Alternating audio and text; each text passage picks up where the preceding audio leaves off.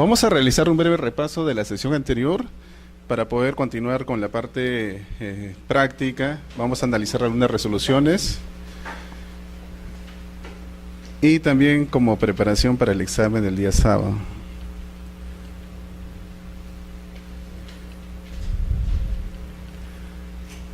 ¿Qué tema hemos visto la semana pasada? El martes, perdón. El lunes.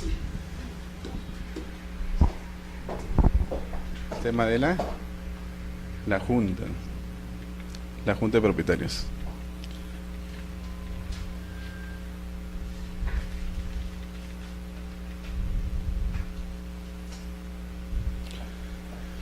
De todos modos quisiera repetir el tema de la independización de los aires, porque me parece un tema de bastante recurrencia e importancia. Hemos dicho que los aires son la superficie final de una edificación. Entonces, se parte por el principio o por la extensión que tienen los predios, tratándose de los inmuebles. Entonces, la extensión comprende el subsuelo y el sobresuelo, no solamente el suelo. Entonces, en el sobresuelo, la edificación puede seguir creciendo hasta donde le sea útil al propietario. Entonces, la superficie final, en un determinado momento, va a constituir los aires. Esos aires, salvo que lo contrario consta en el reglamento interno, siempre por mandato legal se van a presumir como bienes comunes. Entonces, si la intención de los propietarios o de algún titular es convertir esos aires en una sección de dominio exclusivo, lo que tienen que hacer, si es que no se ha señalado en el reglamento interno, si no se ha establecido, no se ha pactado una reserva de dominio, entonces lo que se tiene que hacer es primero convertir esos aires que son comunes en exclusivos y posteriormente acordar la transferencia de esos aires a determinada persona. Entonces son dos actos, la desafectación y la transferencia. La desafectación se realiza mediante un acuerdo de la Junta de Propietarios. ¿Cómo se acredita? ¿Qué es lo que se presenta al registro? El acta. Tiene que acreditarse también la convocatoria y todos los requisitos que hemos visto. Y tratándose de la transferencia de dominio, tiene que adjuntarse el instrumento. Como la norma no establece una formalidad especial para estos casos, aplicamos el artículo 20.10 del Código Civil, que dice que para efectos de inscribir un título, este debe constar en instrumento público. En el caso específico de las transferencias, debe constar en escritura pública o parte notarial. El parte notarial debe presentarse al registro. Tratándose de todos los actos en los cuales tenga que presentarse una escritura pública, sea el reglamento interno, estos actos de transferencia, sea de repente la constitución de un derecho de servidumbre, que también muchas veces está relacionado con las independizaciones, como vamos a ver, el parte notarial tiene que ser presentado por el notario, por su dependiente.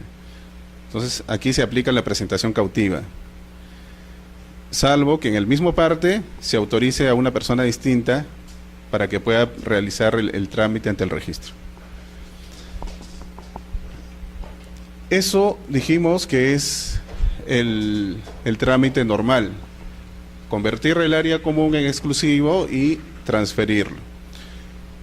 Pero con la resolución, hay una directiva que de la SUNAR que fue aprobada con la resolución 340 del 2008, se establece la posibilidad de no realizar estos dos actos, sino si nuestro objetivo es que estos aires que eran comunes, o se presumían que eran comunes porque el reglamento no reguló este tema, esto puede ser reemplazado mediante un acuerdo de la Junta de Propietarios. Solamente mediante este acuerdo, en el cual se reconoce el dominio preexistente a algún propietario, alguna persona, se evita el acto de transferencia posterior. Para este reconocimiento se establecen mayorías. Si en el reglamento interno no se señaló, no se dijo que eran comunes, pero se presume por la norma que son comunes, la mayoría calificada es de los 2/3 de los porcentajes de participación. Pero si en el reglamento interno se señaló que eran comunes, la directiva también dice, aquí también podemos realizar un reconocimiento, ¿no? De repente es un poco criticable este tema, porque si ya la voluntad de los propietarios fue considerarlo como un área común, vía este acuerdo, que es una especie de rectificación, se va a decir que no era común, sino estuvo reservado para algún propietario, o va a ser un área exclusiva. En ese caso, la mayoría va a ser la unanimidad. Se va a requerir el acuerdo unánime de todos los propietarios. ¿Qué se presenta al registro para lograr inscribir esta reserva de aires, estos aires que eran comunes como exclusivos, o independizarlos como una nueva sección exclusiva? Va a ser necesario presentar simplemente el acta donde consta la sesión de la Junta de Propietarios, que fue convocado exclusivamente con ese fin. Entonces, en la agenda debió de haberse señalado como tema el reconocimiento del dominio preexistente de los aires. Y esto también puede aplicarse a cualquier otra zona común, no solamente los aires. Vimos el tema de la prehorizontalidad, es decir, cuando aún no existe edificación, no se cumplen con los supuestos fácticos para que exista el régimen, pero el propietario o los propietarios pueden tener el interés de que se publicite el régimen aún antes de su existencia, para efectos de ir transfiriendo, anotar preventivamente las compras-ventas. Dijimos que en el caso de las hipotecas, si bien el reglamento ha previsto esa posibilidad, pero no, y es de repente un poco cuestionable su aplicación. La preindependización, el prereglamento interno, la preindependización cumple con las mismas formalidades que los actos definitivos. El prereglamento interno debe estar formalizado entonces en un documento privado con firma legalizada o en una escritura pública. Y la preindependización, para la preindependización se requiere la memoria descriptiva de la independización, documento privado con firma legalizada del propietario únicamente, y los planos de preindependización, que son similares a los planos de independización, donde se grafica por pisos las áreas exclusivas y las zonas comunes.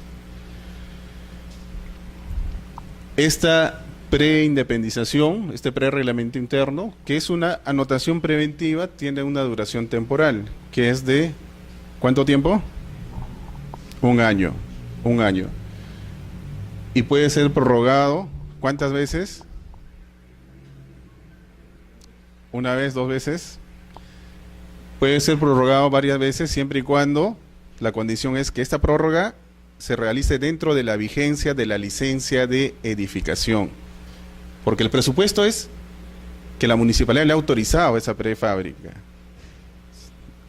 La predeclaratoria de fábrica, esta preindependización, entonces no va a operar en un régimen de regularización de edificaciones, porque ahí no existe predeclaratoria de fábrica. Entonces, ocurre, o se va a configurar solamente en el trámite regular, el regulado por la 29090, ¿no? Entonces, se pide la autorización a la municipalidad te autoriza mediante la licencia, y contando con la licencia es posible solicitarle adicionalmente la predeclaratoria de fábrica. Ese es la base para poder nosotros solicitar la preindependización, el prereglamento interno, la prejunta de propietarios, etcétera, etcétera.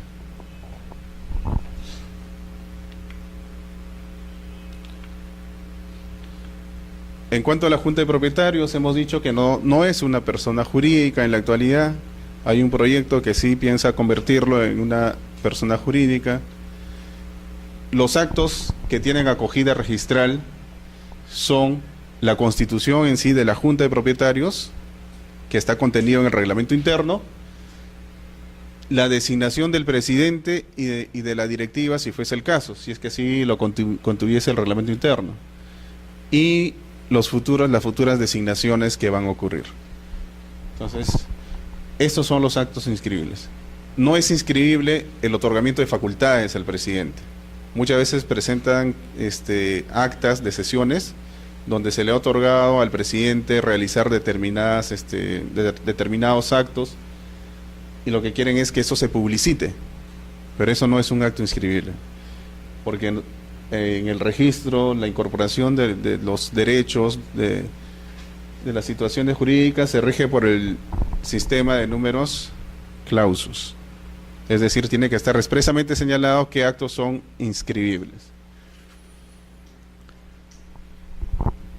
En cuanto a la Junta de Propietarios, hay 3 momentos y que tenemos nosotros siempre que tener en cuenta. Y en cada momento hay determinados requisitos. Para que el acto sea válido y se logre inscribir, se logre publicitar, se tiene que cumplir con las formalidades que han sido establecidos, en primer lugar, en el reglamento interno. Esa es la norma que va a regular todas las formalidades, los requisitos de las sesiones de la Junta de Propietarios. Y en segundo lugar, la Ley 27157 y su reglamento. Entonces, los momentos que tenemos que tener en cuenta nosotros son, en primer lugar, la convocatoria. La convocatoria tiene que realizarse en la forma que ha sido establecido en el reglamento interno. Para ello tenemos que ver nosotros temas como la anticipación, por ejemplo. La anticipación tiene que darle un tiempo determinado al propietario para que pueda acomodar dentro de su agenda la posibilidad de asistir a la sesión. Entonces no se le puede citar de un día para otro. La norma señala que como mínimo debe ser 5 días naturales, salvo que el reglamento interno señale otro plazo. Puede ser 10 días antes, o sea, la anticipación puede ser mayor. ¿Podría ser menor? También podría ser menor. No es obligatorio ese plazo. En cuanto a la legitimidad para la convocatoria, ¿quién debe convocar? En principio, quien convoca es el presidente de la Junta de Propietarios. El presidente que debe tener su mandato inscrito y vigente en la fecha de la convocatoria. Podría ser que el día que convocó estuvo vigente, pero el día en que se realiza la sesión ya no estuvo vigente. Esa convocatoria sí es válida, porque se toma en cuenta la fecha en que convocó. Eso es importante. Si no existe, si nunca se designó, nunca se inscribió a un presidente, entonces quienes convocan son los propietarios, cuyo porcentaje alcanza por lo menos al 25% del porcentaje de participación en las zonas comunes. Entonces todos estos propietarios pueden convocar, están legitimados. ¿Cómo se podría aplicar exactamente ese 25% de participación? Nosotros ya estamos en esta etapa asumiendo que está inscrito el reglamento interno, que las secciones están independizadas. Por lo tanto, al independizarse las secciones, cada sección tiene que contar con un porcentaje de participación, porque es un requisito que obligatoriamente cada sección exclusiva debe contar con un reglamento interno.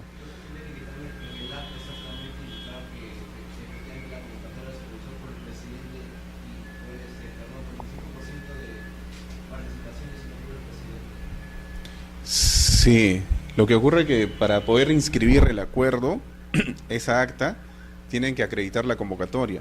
Entonces se presenta, en principio, las esquelas con los cargos, con el cargo de recepción. Entonces todas las esquelas que se han entregado a los propietarios, eso debe presentarse al registro.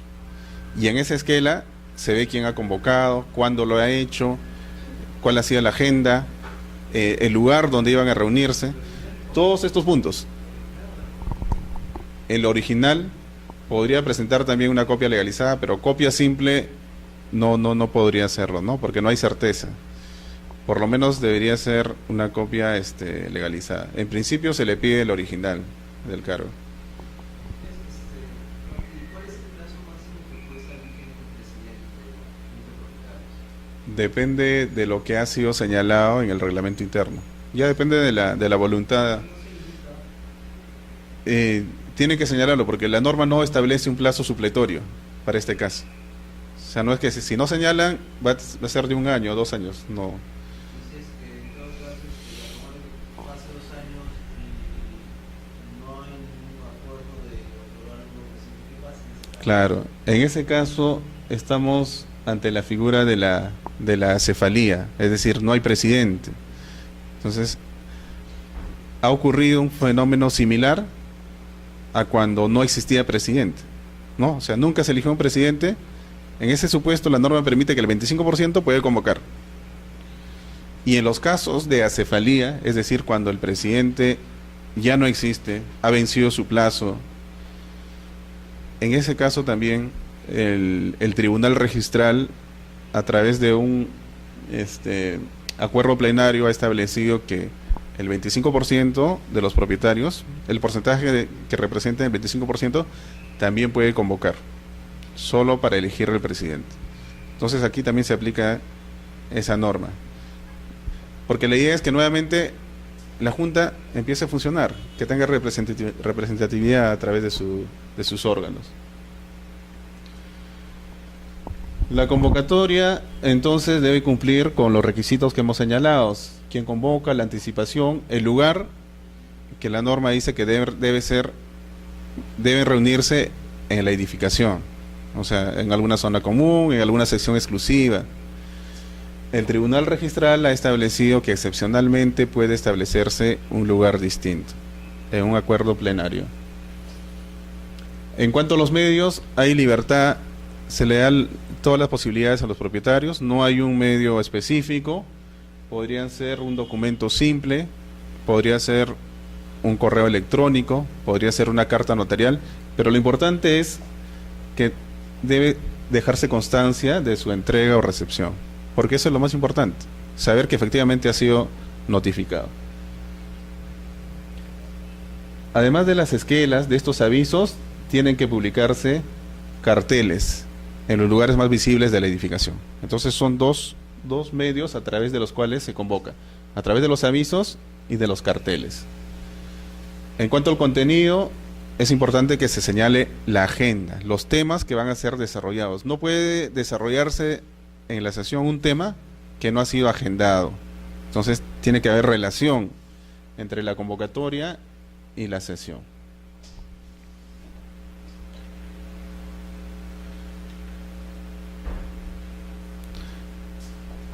Otro momento importante es el quórum.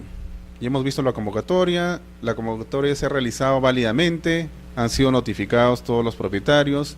Si no estuviese el propietario de las sesiones exclusivas, se notifica dejando la esquela debajo de la puerta, y eso debe dejarse constancia en el cargo, que no se encontró la persona, se dejó la esquela. El otro momento es el quórum. Llega el día de la sesión, se reúnen y es importante saber qué porcentaje que representado por los propietarios han asistido. El quórum, la regla general es que en una primera convocatoria tienen que asistir propietarios que representen más del 50% de los porcentajes de participación. Y si no llegase a ese porcentaje, entonces se van a reunir en una segunda convocatoria. Tratándose de sesiones ordinarias, la segunda convocatoria no es el mismo día, sino tiene que haber un intervalo entre la primera y la segunda, que normalmente es de 3 días, podría ser otro plazo que se señale. Pero tratándose de las sesiones extraordinarias, la segunda convocatoria puede ser el mismo día en horas diferidas, ¿no? La primera convocatoria puede ser a las 7, la segunda a las 7:30. Eso sí es posible. Y ahí la importancia, sí, cuando nosotros vamos a verificar, para iniciar la sesión tiene que haber un quórum mínimo que la norma señala. Entonces, eso va a depender también del tipo de acuerdo, pero la regla general es que en la primera convocatoria el quórum va a ser más del 50% de los porcentajes de participación. Si están los propietarios que alcanzan ese porcentaje, se da inicio a la sesión. Si no se llega a ese porcentaje, entonces se va a tener que recurrir a la segunda convocatoria. ¿Y cuándo se va a realizar esta segunda convocatoria? Eso va a depender de qué tipo de sesión es. Si es una sesión ordinaria o es una sesión extraordinaria. Las sesiones ordinarias son aquellas que están establecidas expresamente en el reglamento interno. Se dice, la Junta de Propietarios se va a reunir todos los años el primer trimestre, por ejemplo, o el mes de marzo, No es necesario que se diga el día exacto, ¿no? Algunos pueden señalar, ¿no? Dicen el tercer domingo de marzo, de abril, etcétera. Inclusive, en cuanto a la agenda, los temas que van a ser tratados, en algunos reglamentos internos se señala que algunos puntos solo van a ser tratados en las sesiones ordinarias. Si se dice, por ejemplo, que la elección del presidente y de la directiva se va a realizar en las sesiones ordinarias únicamente, entonces solamente en esas sesiones se puede elegir, no se puede elegir en otra fecha. Hace unos días tuve un caso donde efectivamente en el estatuto señalaban eso, y había problemas entre las juntas, porque actualmente también están generándose ya algunos conflictos. Una edificación que tenía su reglamento interno con la norma anterior, necesitaban adecuar y elegir a su presidente. Entonces, habían convocado una sesión para elegir al presidente, pero quien convocó no tenía vigente su mandato porque nunca se inscribió, etcétera. Entonces, el título fue tachado. En ese lapso, parece que otro grupo de propietarios se organizaron y quisieron convocar. Pero como el libro de actas lo tenía en su poder la persona que inicialmente, el otro grupo que había convocado, no podían hacerlo. ¿Y qué pasó? Fueron donde una notaria y aperturaron un nuevo libro de actas. Los libros, la legalización de libros, los libros en sí, esa legalización son instrumentos extraprotocolares. El notario tiene un registro donde consigna que ha legalizado, pero no hay una interconexión entre los notarios. No se puede saber si efectivamente ese libro es el primero o el segundo. Entonces, este nuevo grupo de personas aperturaron un nuevo libro y convocaron a una sesión de junta de propietarios. Ante eso, por alerta registral, se enteró el otro grupo de que habían presentado ya el título para inscribir al presidente con este nuevo libro de actas. Vinieron al registro, pidieron lectura del título y presentaron escritos oponiéndose al trámite, donde manifestaron que ese libro en realidad no era el primero, que ya contaban con 3 libros anteriores.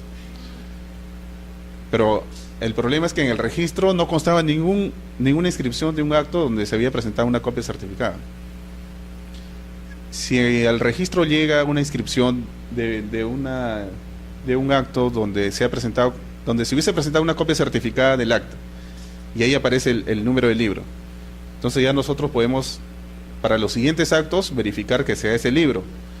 Y si se presenta un nuevo libro, tiene que acreditarse que el otro ya se agotó o se ha presentado una denuncia. Bueno, se le pide al notario la precisión en ese punto. Pero en el caso que llegó, en el registro no constaba ninguna inscripción en base a los libros anteriores.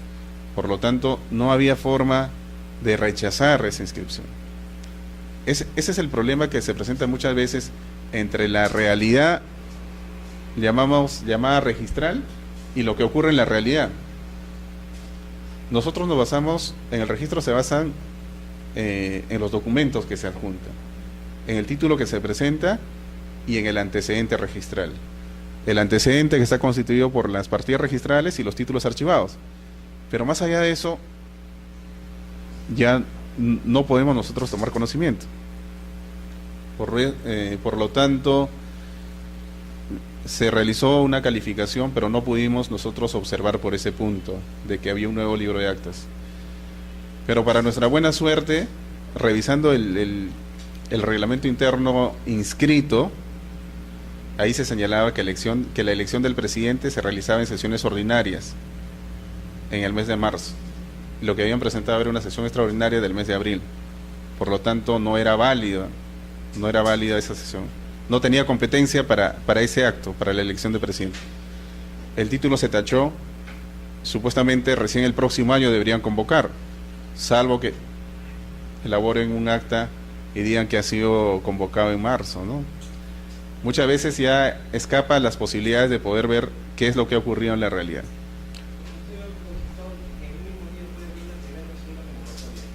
En las extraordinarias. en las sesiones extraordinarias, salvo que el reglamento interno también señale un plazo, porque puede establecerlo el reglamento interno. Sí.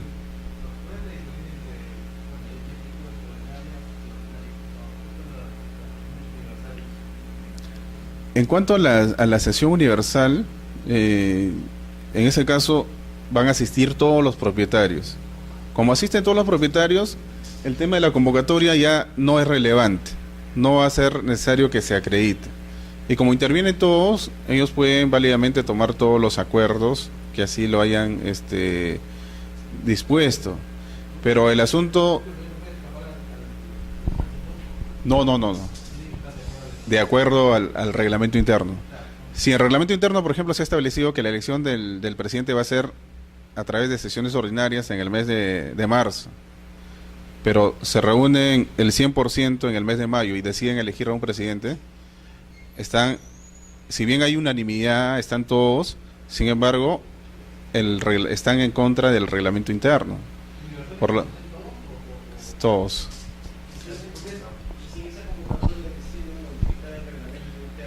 Claro, así es como debería ser.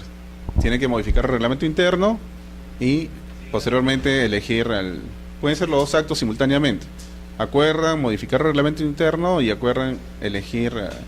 Sí es posible. Y no solo con una junta universal, puede ser con la mayoría calificada.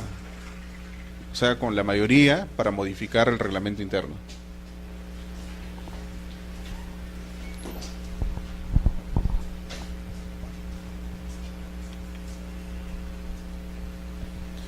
Respecto a la mayoría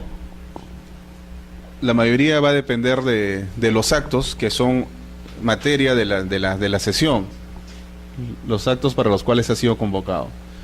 Para modificar porcentajes de participación, desafectar bienes comunes, otorgar sesiones en uso, dar en alquiler, etcétera, algunas zonas comunes, se requiere la mayoría calificada de las 2/3 partes.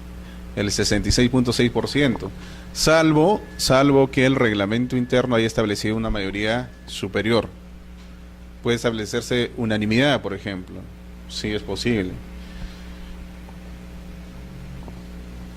Para otros actos, bueno, en este caso, en esta mayoría calificada, adicionalmente se tiene que cumplir con otra formalidad. Después ya de logrado el acuerdo, se tiene que comunicar a los que no asistieron a la sesión. Y esa comunicación tiene que ser mediante conducto notarial, mediante una carta notarial. Desde la comunicación hay un plazo de 20 días para que puedan oponerse los propietarios que no asistieron, oponerse a los acuerdos. Eso se tiene que acreditar también al registro.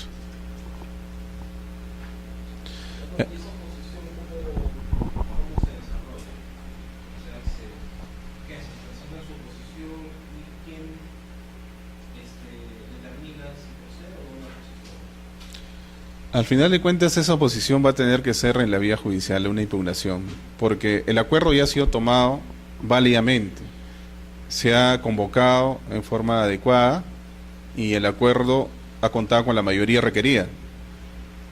Entonces, así hubiesen asistido, hubiesen manifestado su voluntad en contra, ese acuerdo se hubiese tomado. Pero si se oponen es posiblemente porque no se ha cumplido con algún requisito, etcétera. Y quien va a tener que evaluar es el órgano jurisdiccional. La norma no señala si es la misma junta que podría nuevamente revisar sus acuerdos, si es que consideran que no han cumplido algún requisito. Si se acuerda, digamos, en una nueva sesión revisar lo acordado, eso es posible. Pero normalmente eso no va a ocurrir, entonces lo único que les queda es ir a la vía judicial. Ante el registro, podrían presentar escritos, como a veces lo hacen, manifestando que no han estado de acuerdo, o no han asistido, o no se realizó la sesión, como ellos dicen. Sin embargo, como el procedimiento registral es un procedimiento no contencioso, es un procedimiento donde no se aceptan oposiciones, entonces tampoco va a tener mayor relevancia.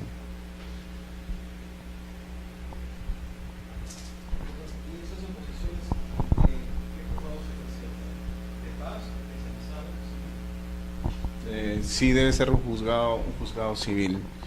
Lo que pasa que en la actualidad todavía no hay mucho, de repente, desarrollo de esos temas, porque recién se están produciendo algunos conflictos. A nivel de registros, generalmente el tema era 100% pacífico, pero en los últimos meses estamos viendo que están aumentando las discrepancias y, digamos, ciertas pugnas entre las juntas de propietarios. De acá a un tiempo va a ser necesario posiblemente establecer, como hay en otros países, unos juzgados especializados para ver todos estos temas. Y de repente que no lleguen a la vía judicial, sino a nivel municipal, que puedan resolverse en primera instancia. Las formalidades del libro de actas, ya lo vimos, tiene que ser legalizado ante notario. ¿Qué es lo que se presenta al registro? Copia certificada de esa acta, y se debe acreditar la convocatoria, y tratándose de los acuerdos calificados vinculados con las zonas comunes, también las comunicaciones de esos acuerdos.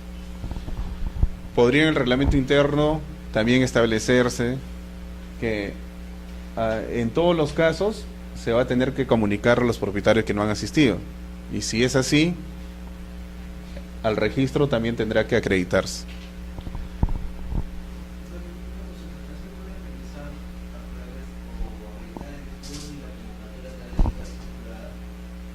Sí, sí, actualmente sí es posible acreditar el quórum, la convocatoria. El tema del quórum no. El quórum se verifica en el acta misma.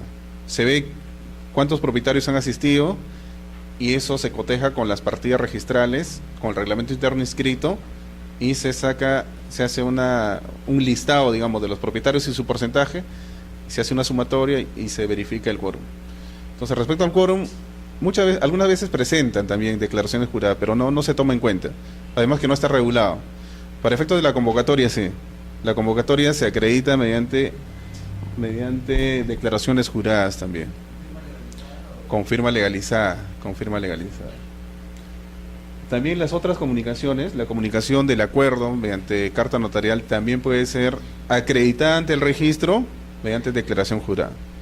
Ojo que siempre estamos hablando de que solo se trata de presentar o de acreditar al registro esos hechos, pero se supone que en la realidad sí se ha cumplido con esa formalidad. La declaración jurada no reemplaza a la notificación, a la comunicación de los acuerdos. Eso de la persona que ha convocado.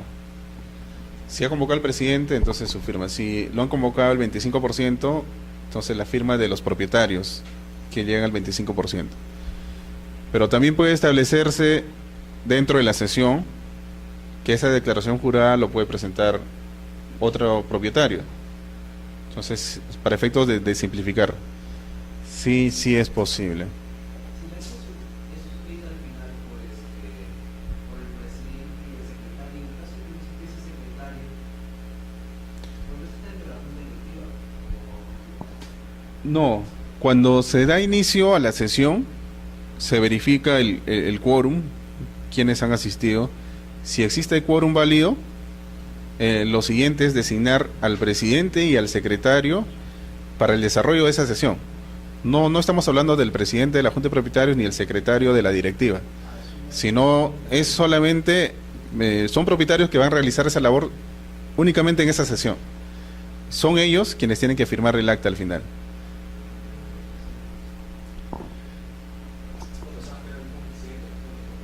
Normalmente cuando hay un presidente elegido, el presidente, él es quien preside, pero no existe, digamos, impedimento que se designe a otra persona.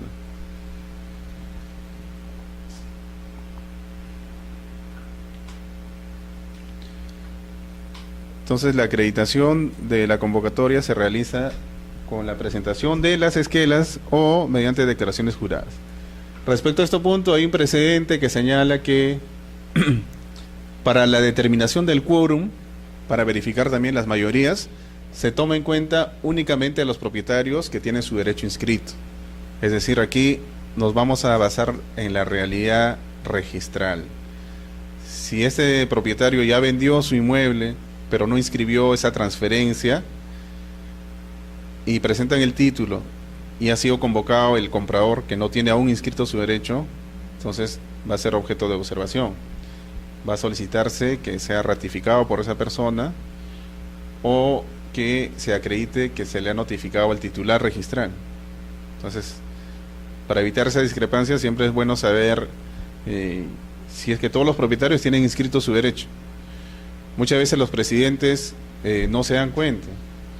En una ocasión vino una señora que era la presidenta de la Junta de Propietarios. Se había observado porque no se había convocado a una propietaria que tenía dominio inscrito. Total que la propietaria era la hija del, digamos, del anterior titular registral. Cuando la señora convocó, tenía la certeza de que el propietario era el padre, pero en registros se había inscrito el anticipo de legítima. Por lo tanto, la propietaria ya era la hija. Entonces vino con la hija a acreditar el registro de que ella era la propietaria. Obviamente tenía que presentar una declaración jurada dando su conformidad a la nueva adquirente.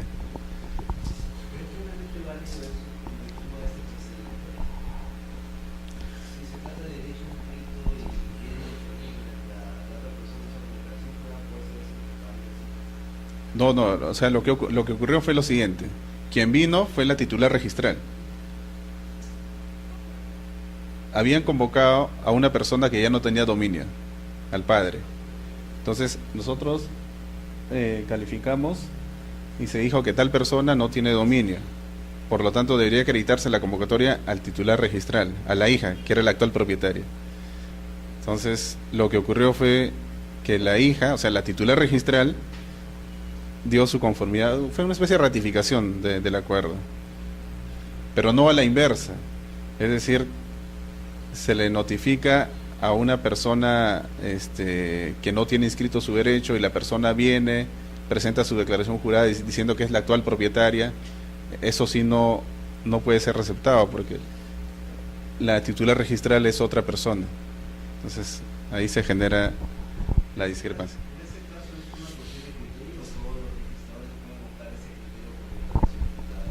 Para efecto de la ratificación. No,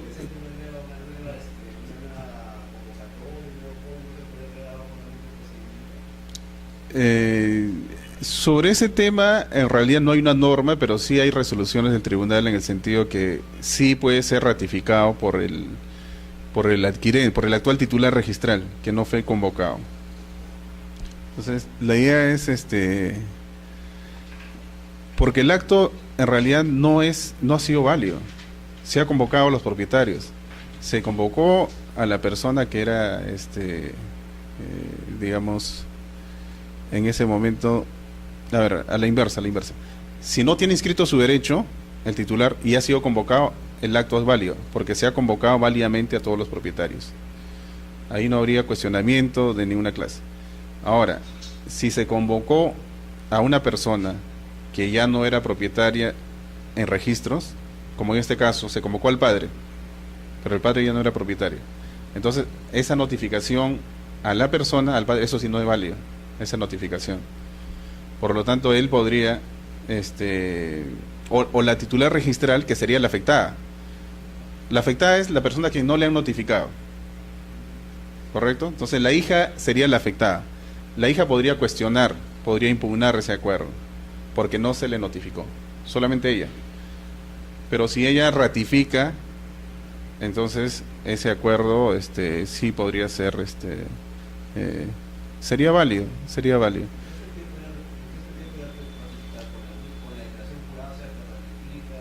Claro, sí, porque al final de cuentas es una declaración jurada con firma legalizada y se tiene la certeza de que es la titular registral que está conforme con esos acuerdos.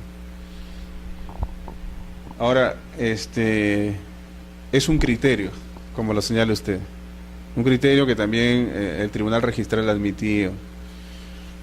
Podría existir alguien que diga que no es válido, por lo tanto, todo el acuerdo no cumplió con las formalidades. Pero el criterio mayoritario es que sí se acepta, ¿no? Sí puede ser objeto de ratificación, porque quien podría impugnar está posteriormente diciendo que el acto, que está conforme, entonces se estaría subsanando ese defecto que tuvo.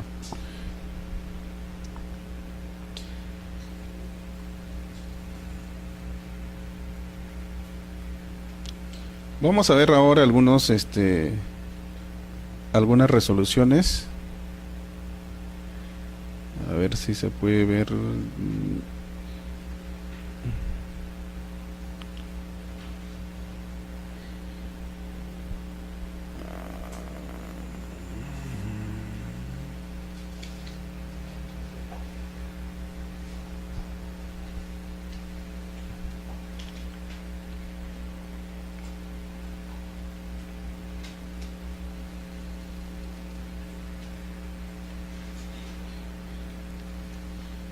A ver, un momentito, voy a llamar para que lo puedan proyectar.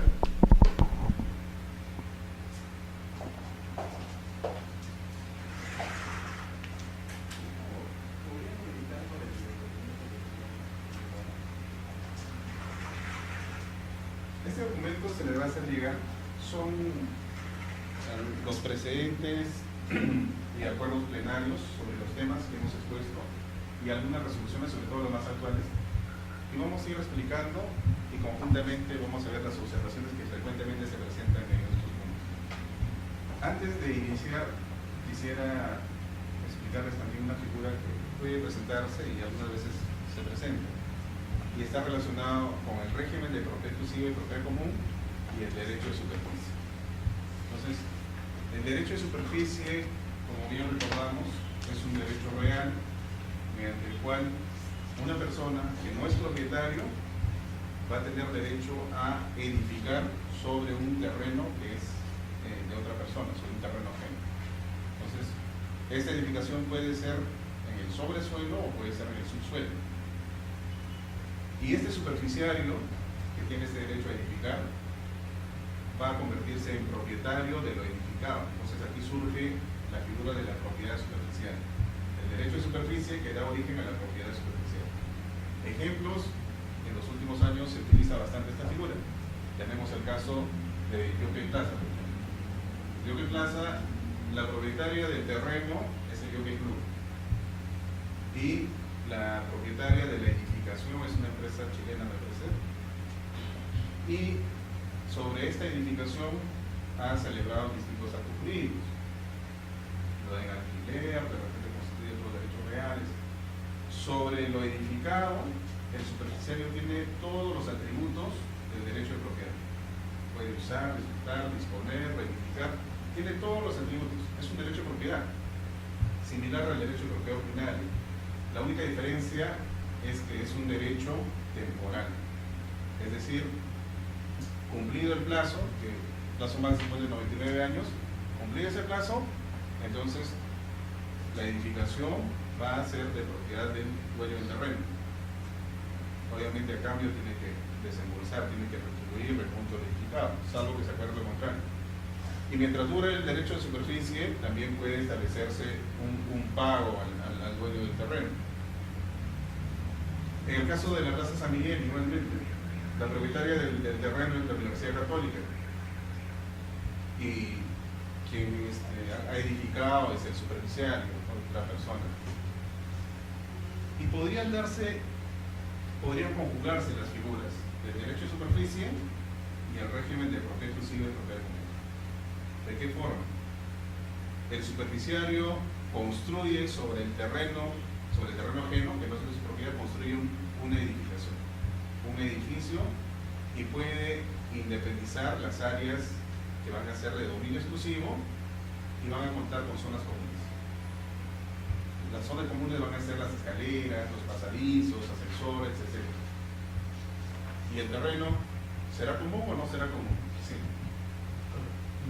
en qué momento el propietario tiene límite? Cuando una parte ya hizo la sesión. ¿Tiene algún límite o tiene alguna injerencia después de que dé decisión de uso? El dueño del terreno. El dueño del terreno va a tener el derecho a cobrar, si es oneroso, a cobrar, digamos, puede ser una renta en función al... Ya En este caso queda a la libertad, a la autonomía de la voluntad de las partes poder regular cómo va a ser la prestación, la contraprestación. Pero, ¿cuáles son la extensión, los límites de ese derecho? ¿Hasta cuánto puede construir? Eso puede regularse también. Si se dice, por ejemplo, que se va a construir un edificio de 10 pisos, entonces solamente puede construir un edificio de 10 pisos.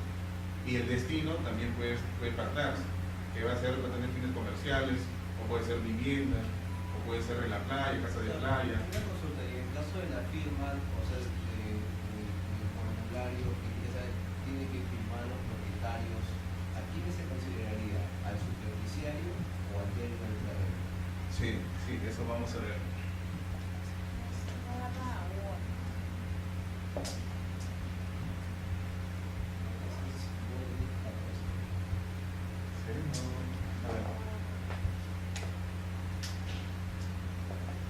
Nosotros tenemos un terreno cuyo propietario es el señor A, ¿correcto? Antes de la constitución del derecho de superficie, él es dueño de todo el subsuelo, el sobresuelo. Pero en este caso estamos hablando de un terreno simplemente. Se constituye el derecho de superficie a favor de B.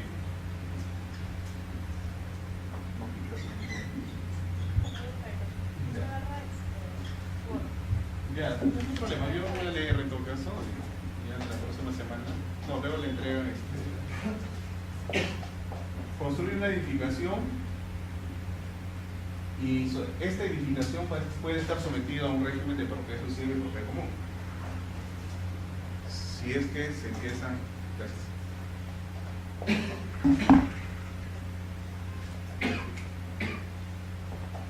esta edificación podría estar sometido a un régimen de propiedad exclusiva y propiedad común, con propietarios distintos. El superficiario que tiene la propiedad superficiaria puede disponer, puede realizar actos de disposición. Entonces, pueden haber propietarios distintos de cada una de las secciones exclusivas. Comparten zonas comunes, pero el terreno va a ser común. No va a ser común. ¿Por qué? Porque el terreno le pertenece a A. La edificación le pertenece a B y B puede vender a otras personas, veterinas, bueno, ya terceros, correcto. Podría darse esa cosa. Ahora vamos a ver el tema registral. Usted dice que el derecho de superficie, estamos hablando de derecho de superficie, ¿cierto?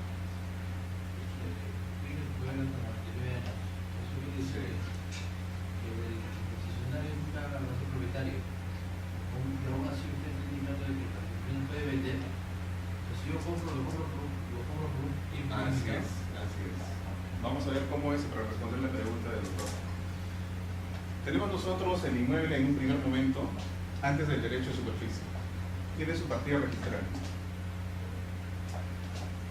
No sé quién te reboto, vaya a empezar.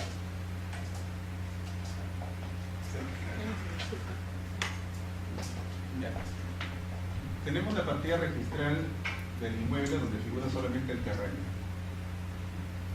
Hay un propietario que es el propietario A. Entonces, hasta ahí es una partida registral como cualquier otra, un predio. Cuando se constituye el derecho de superficie, muy bien, gracias. Cuando se constituye el derecho de superficie, la técnica registral de la inscripción es la siguiente. Se va a crear una nueva partida registral como si fuese una independización. Se va a aperturar una partida registral donde se va a inscribir el derecho de superficie, se va a consignar quién es el titular de ese derecho de superficie, se va a describir al inmueble, va a tener todos los rubros como una partida normal, va a tener rubro de cargas, gravámenes, la descripción del inmueble, pero en este caso va a ser descripción, digamos, del terreno, se va a repetir esta descripción. Pero aquí se va a consignar que es una partida especial para efectos del derecho de superficie. Cuando el superficiario construye, aquí hay una declaratoria de fábrica que tiene que tramitarse. La tramita también el superficiario de la municipalidad, como si fuese un propietario ordinario, digamos. Esta declaratoria de fábrica, ¿dónde se va a inscribir? ¿En cuál de las partidas? ¿En la partida del predio o en la partida especial? En la partida especial. Aquí se va a inscribir la fábrica, la declaratoria de fábrica. ¿Y quién debe declararlo? El superficiario, solamente el superficiario, no el propietario del terreno. Cuando se constituye el régimen, cuando se va a independizar, igualmente quien lo tiene que declarar es el superficiario. Tenemos la edificación y el propietario de la edificación es el superficiario. Ahí surge la propiedad superficial. Se constituye el reglamento interno, se crean secciones exclusivas y se van a independizar estas secciones exclusivas. Entonces, de esta partida especial van a surgir otras partidas que van a corresponder a cada una de las secciones exclusivas. Y aquí se va a tener que consignar independizado a favor de B', quien tiene el derecho de propiedad superficial. Es cierto que al momento de generar el derecho de superficie, en esa inscripción no indica exactamente dónde es la partida que se está generando.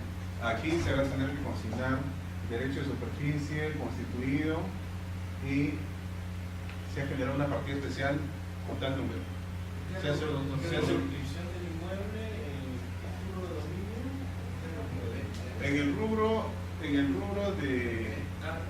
en el rubro de cargas y gravamen, pero se hace simplemente una mención, es una correlación que se realiza, una correlación, porque el derecho en sí va a estar inscrito en la partida especial. Anteriormente, hace varios años, el derecho de superficie se inscribía acá únicamente, como una carga de gravamen, y ahí quedaba, pero surgían problemas cuando querían inscribir, por ejemplo, la edificación. Entonces teníamos un propietario de la edificación, otro propietario del suelo en una misma partida registral. Entonces el portfolio real se creaba algunos inconvenientes. Entonces, en la actualidad hay una partida especial para el derecho de superficie y pueden independizarse. El problema surge, el problema se presenta cuando digamos, en algún momento se pierde de vista que esto es un derecho de superficie. Estas partidas independizadas están referidos a un derecho de superficie, pero el contenido es casi idéntico a una partida normal. Y si no han consignado que se trata de un derecho de superficie, los adquirentes pueden tener la idea de que están adquiriendo un dominio perpetuo, cosa que no es la naturaleza de la figura. ¿Qué pasaría en el caso, por ejemplo, que se ha hecho toda esta figura de las indemnizaciones, declaratoria de fábrica, porque físicamente existe, pero supongamos que al extinguirse el derecho ya de superficie y particularmente no hay demolición, no hay nada, simplemente se extingue ese derecho porque en el acto está, ¿qué pasa con esa declaratoria de fábrica? Si en todo caso estaríamos hablando de que exactamente las partidas se cerrarían al extinguirse. Cuando se extingue el derecho de superficie, se extinguen todos los actos que han sido también celebrados producto de ese derecho de superficie, tanto derechos reales como derechos obligacionales. En consecuencia, todo va a retornar a esta partida original, porque esa es la partida del inmueble. Todo lo demás son partidas especiales que se han creado para efectos de publicitar ese derecho. En todo caso, estaremos hablando que físicamente está la fábrica que por efecto de la superficie se encuentra de la forma real, pero de forma requisada nuevamente recuperamos el derecho. Sí, se va a trasladar a la partida. regularizaron la partida matriz. Se traslada a la partida matriz la fábrica. Se hace una acción de traslado. Se hace una acción de traslado. Entonces, la fábrica obviamente no se extingue la edificación. Lo que se extingue son los otros derechos. Si, por ejemplo, aquí el propietario B' hipotecó ese inmueble, porque sí puede hipotecar. Puede hipotecarse el derecho de... Esa hipoteca se va a extinguir cuando se cumple el plazo del derecho de superficie. Entonces no son solamente obligaciones. Derechos reales y obligacionales. Si hay un embargo, también se extingue. Todo se extingue. Aquí solo retorna la edificación a la partida matriz. No las independizaciones. No, todo se extingue porque el régimen de propiedad exclusiva también es temporal. Entonces, ¿cómo se trasladaría la fábrica de cada una de las urbanizaciones? Lo que pasa es que la fábrica está inscrita en esta partida. Claro. Aquí. Ajá. Simplemente se hace un traslado de la fábrica. O sea, aquí está toda la edificación y aquí han surgido las partidas especiales. ¿Es en el caso del derecho de superficie solamente se ha habituado a que son personas jurídicas, si no me equivoco? Generalmente, pero no, la norma no distingue. Pueden ser personas naturales. Hay algunas personas naturales que también constituyen, ¿no? Como dice que antes se puede hacer derecho de superficie a favor de las personas jurídicas con un plazo máximo de 29 años. Pero no es exactamente el caso de personas jurídicas. Personas naturales, perdón. No, ese es en el caso del derecho de usufructo. El derecho de usufructo, el plazo máximo es de personas naturales, si mal no me equivoco, 30 años. Personas jurídicas 30 años y personas naturales no establecen plazo. Se entiende que es el tiempo que tiene una persona, puede haber y hay usufructos vitalicios. Pero tratándose de derechos de superficie, solamente se establece un plazo máximo. Obviamente una persona natural que pueda vivir 99 años de repente es muy poco probable. ¿No puede haber un derecho de exclusión a perpetuidad? No. Para que hay algo que lo prevé. Claro, la misma naturaleza. Los derechos reales se rigen también por el sistema de números clausus aquí en el Perú. Por lo tanto, el tipo de derecho real, el contenido, los alcances, tienen que estar expresamente señalados en la norma. Y expresamente está señalado que el plazo máximo es de 99 años. ¿Qué ocurre si han puesto 150 años? Se entiende que hasta el año 99, solamente hasta ese año es válido. Es un derecho real.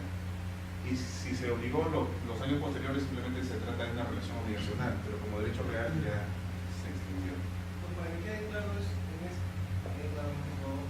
sea, cuando se traslada de la declaratoria de fábrica a la partida matriz, las subpartidas que se crearon por la indemnización se cancelan, ¿no? Así En todo es. caso, ya Todo se cierra.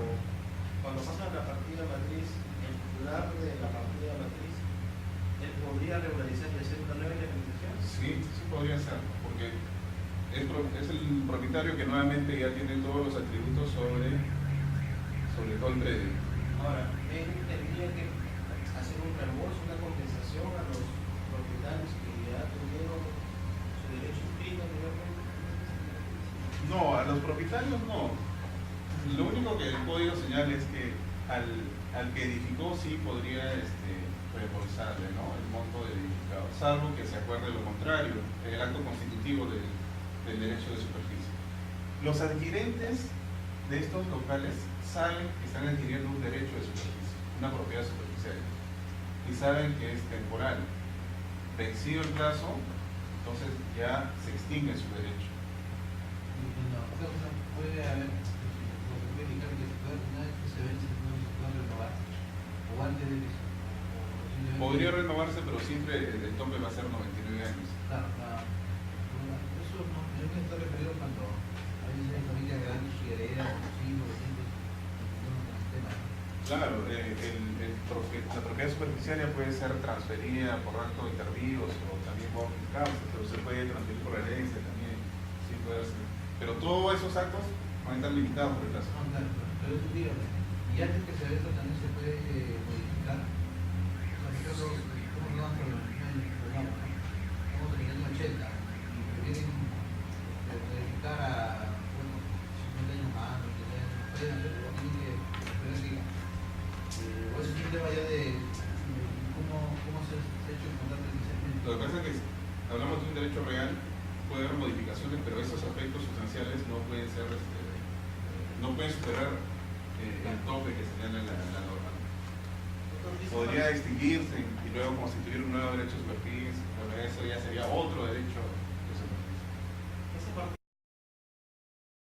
que se crean estas nuevas señala que existe, que se nace a base de un derecho de superficie. Así es.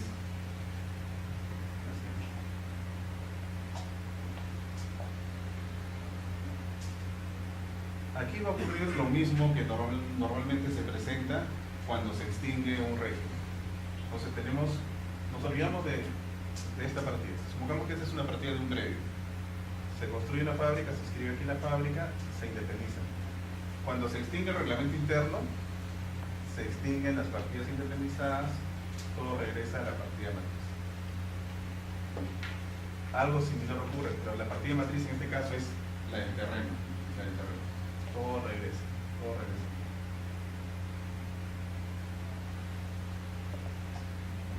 Podrían darse también otras figuras, como el caso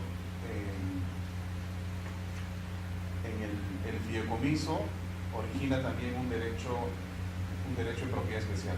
Es un derecho real, la propiedad fiduciaria, el dominio fiduciario. El dominio fiduciario es un derecho real, pero que tiene determinadas limitaciones. No es un derecho real así absoluto, perpetuo, como el derecho de propiedad que se tiene. Tiene algunas limitaciones, pero sí quien adquiere ese dominio tiene todos los atributos, ¿no? Obviamente dentro del marco del contrato de fideicomiso que se ha celebrado. Si nosotros encontramos una partida registral y en esta partida registral el titular tiene el dominio fiduciario, entonces en una sesión de junta de propietarios quien tiene que intervenir es el titular de ese dominio fiduciario, no, digamos, el propietario anterior que constituyó el fideicomiso. Entonces, es un tema que a veces también se presenta y se confunde. Bueno, vamos a... ¿Se distingue? ¿Sí, no? Más o menos. Si lo amplío creo que se... Sí. Voy a intentar... ¿Mejor? Ya. Vamos a revisar en primer lugar los precedentes obligatorios sobre estos temas que no son muchos, después los acuerdos plenarios y posteriormente las resoluciones que no son ni uno ni lo otro. Los precedentes son resoluciones que tienen un carácter reiterativo y que son vinculantes para todas las instancias registrales, tanto para el propio tribunal como para los registradores. Entonces es como si fuese una norma. Los acuerdos plenarios son reuniones que han tenido los vocales del tribunal registral y han establecido criterios que los van a obligar a ellos. O sea, es vinculante para la segunda instancia. Los precedentes se basan en resoluciones, es decir, en pronunciamientos sobre títulos que han sido observados o tachados, etc. En cambio, los acuerdos plenarios no necesariamente se basan en resoluciones. Puede ser simplemente un tema que ellos han señalado, fijado, se han puesto de acuerdo y han dicho, en situaciones similares nosotros vamos a regirnos por esto. Entonces, los acuerdos plenarios los obligan solamente a la segunda instancia, solamente a los vocales. Entonces, en primera instancia uno podría no cumplir ese acuerdo plenario y obviamente fundamentar su decisión. Y las resoluciones que no son acuerdos plenarios y tampoco son precedentes, tampoco son vinculantes ni para la segunda ni para la primera instancia, pero establecen algunos criterios que podrían también ser invocados por los usuarios. En cuanto a los precedentes, ya hemos visto estos dos. El primero es respecto a cuándo se va a exigir la adecuación del reglamento interno. Hemos visto que la adecuación consiste o se configura cuando tenemos un reglamento interno inscrito con la norma anterior, con las normas anteriores, y ahora se tiene que regir por la ley 27157, que es la norma vigente. Pero va a ser obligatorio exigirle esa adecuación cuando se pretende inscribir un acto relacionado con la modificación del reglamento interno. Si no se va a modificar el reglamento interno, entonces no va a ser exigible. ¿Y cuál es el caso donde no va a ser exigible? Por ejemplo, cuando se quiere inscribir a un presidente de la Junta de Propietarios y el reglamento interno inscrito ha regulado el periodo, algunos aspectos vinculados con las funciones, etc. En esos casos, si presentan un título designando al presidente, no se le puede exigir que previamente adecúe su reglamento interno. En algún momento sí lo era, pero ahora este es un precedente, o sea, esto es, digamos, obligatorio para todas las instancias.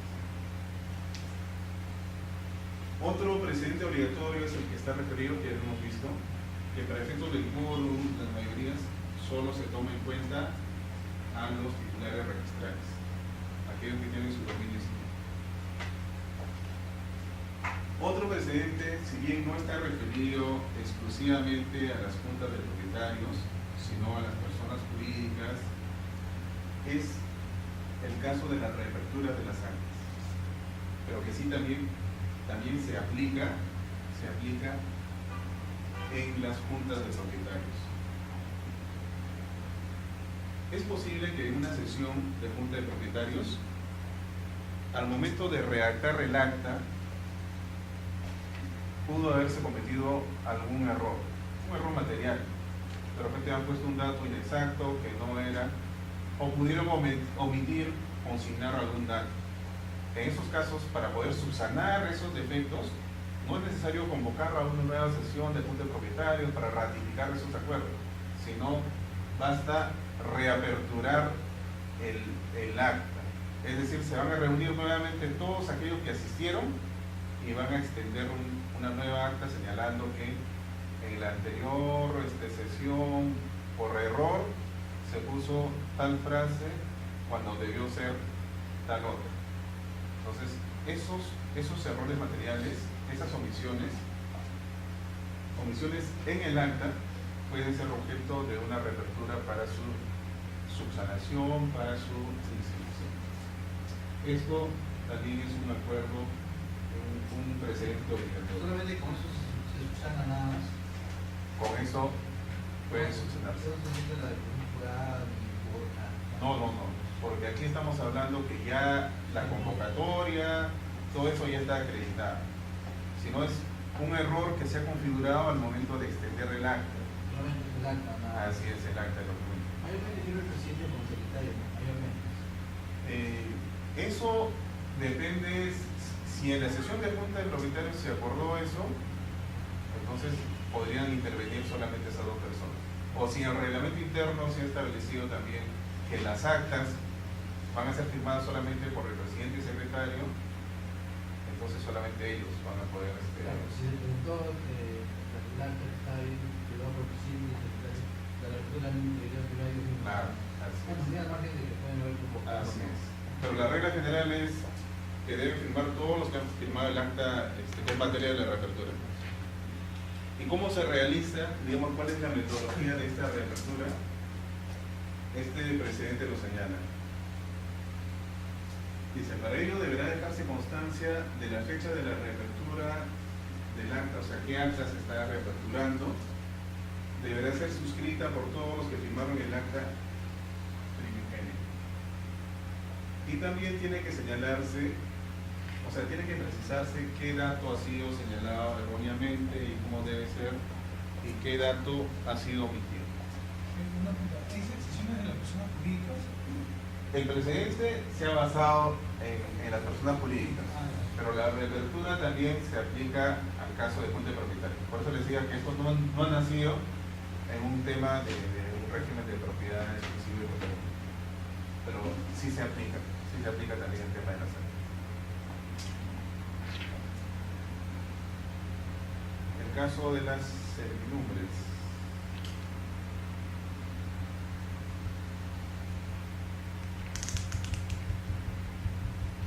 ¿Alguien recuerda qué son las servidumbres? Un derecho real, ¿no? Es un derecho real. Es un derecho real también la servidumbre, mediante el cual van a existir en principio al menos dos predios, ¿no? Un predio que va a soportar, digamos, la posibilidad de ser usado por otro propietario, por un predio, el titular del predio colindante, o digamos ese predio, el titular no va a realizar algunos actos, algunos derechos que tiene en favor del otro predio. Va a haber un predio sirviente y un predio dominante, aunque en la actualidad ya no se habla de predio dominante, sino de un inmueble dominante. porque también se constituyen servidumbres no solo entre dos predios, sino entre un predio y un inmueble que no es un predio, por ejemplo una concesión. Hay servidumbres en favor de empresas eléctricas, así es. Pero aquí estamos hablando de predios, estamos hablando de predios. Y la servidumbre que normalmente se...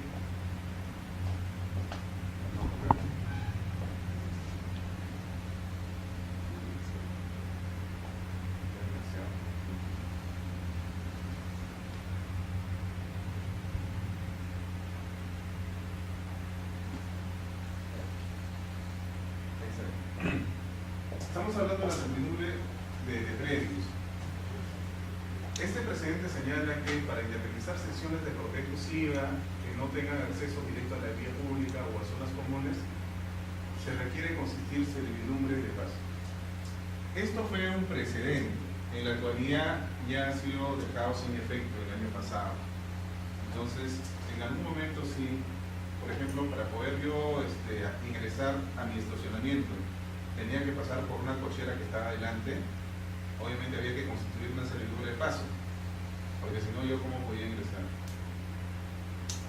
Ese precedente ha sido dejado sin efecto, lo cual no significa tampoco que no sea necesario. Un poco que ha dejado el tema nuevamente al criterio, pero normalmente se les exige, en primera instancia le exigen que se constituya la servidumbre de paso.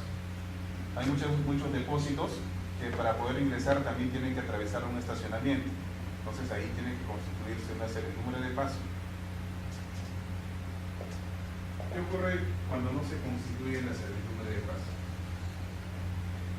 Lo que pasa es que la servidumbre de paso, según el Código Civil, es una servidumbre legal. Por lo tanto, basta que se configure el hecho de un predio que no tiene acceso y para salir a una vía pública o una zona común tiene que pasar por otro predio, ya estamos ante una servidumbre por mandato legal, o sea, tiene el derecho a utilizar. Pero cuando hay una servidumbre legal se presentan muchos inconvenientes, sobre todo con su inscripción.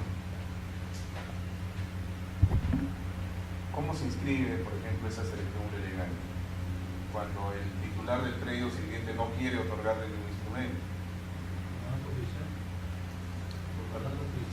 Claro, ya un poco que tendrían que ir a la vía judicial para que se defina si es a título gratuito, oneroso. Entonces, para evitar eso, lo más recomendable siempre es que se constituya. De tal forma que la persona que adquiere ese depósito ya sabe que cuenta con un derecho real. Pero ya se dejó sin efecto en todo caso porque es obligatorio.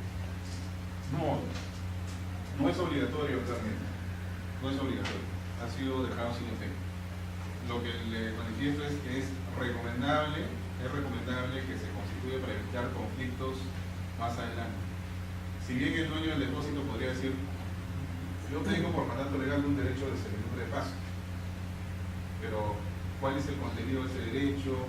Si es a título oneroso, si quiere pagar, no, entonces eso tendrá que ser aclarado en el peor de los casos a la vía judicial, si que no quiere el propietario del estacionamiento. Para evitar eso, y es en la práctica como se independiza, ¿no? La mayoría de inmobiliarias, constructoras que van a transferir más adelante lo que hacen es independizan y constituyen el derecho de servidumbre simultáneamente.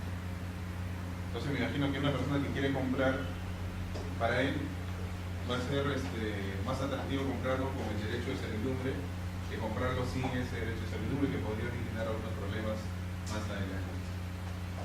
Pero el precedente ya ha sido dejado sin efecto, ¿no? Se formaliza vía escritura pública, acuerdo de la Estado. Sí, se formaliza mediante escritura pública.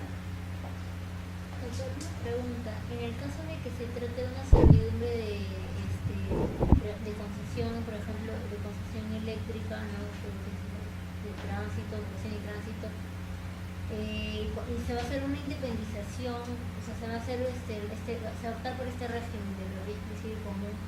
En los planos de independización se deben consignar esa servidumbre o solamente en el reglamento interno mencionar. Como en esos casos, por ejemplo, para las subestaciones eléctricas, Claro. hay una servidumbre de ocupación. Entonces, el área que está siendo afectada en favor de esta concesión, esta subestación, no es todo el inmueble, sino es solamente unos 5 metros. Y cuando se constituyen las servidumbres, se describe.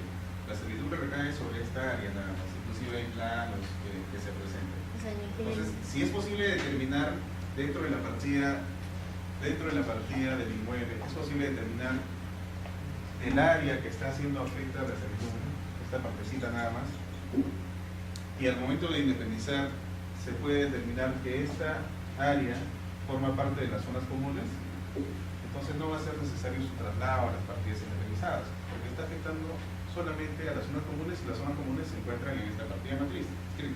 no se van a trasladar a cada una de las partidas. No se van a trasladar. Pero en el caso que no se pueda determinar, de repente cuando se escribió no se identificó, en esos casos sí va a tener que trasladarse. Pero en el plano que se presenta el registro sí tiene que estar detallado. Tiene que estar, describirse. sí, tiene que estar detallado. Y en ese caso, ¿dónde estaría inscrito la servidumbre? ¿En la de la concesión o en el predio exactamente? En las dos. En las dos, sí, en la concesión y en la partida del predio. En el caso de la concesión, se hace una correlación, porque cuando se escribe también entre dos predios, también se hace una correlación. En el predio sirviente va a ser una afectación en el rubro cargas y gravámenes, y en el predio dominante, en el rubro de descripción del inmueble se pondrá que este inmueble goza de una servidumbre de paso respecto de tal sección exclusiva. Ahora vamos a ver los acuerdos plenarios. Estos solo vinculan a la segunda instancia. Un acuerdo plenario está referido con la fecha o el lugar donde se van a celebrar las sesiones de frente propietario. Entonces la norma dice que deben reunirse en el edificio, en el edificio que está sujeto a este régimen. Pero excepcionalmente puede establecerse otro lugar, como habíamos visto.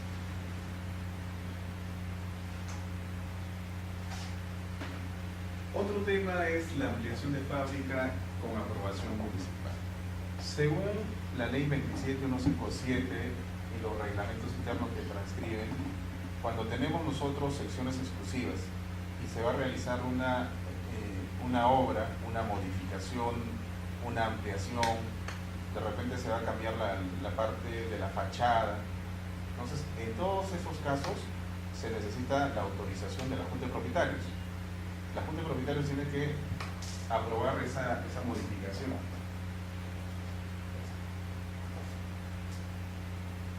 Cuando presenten el título del registro, el título del declaratorio de fábrica, entonces se le exigía que adjunte el acta de la sesión de Junta de Propietarios donde acuerdan realizar esa modificación, esa ampliación de fábrica.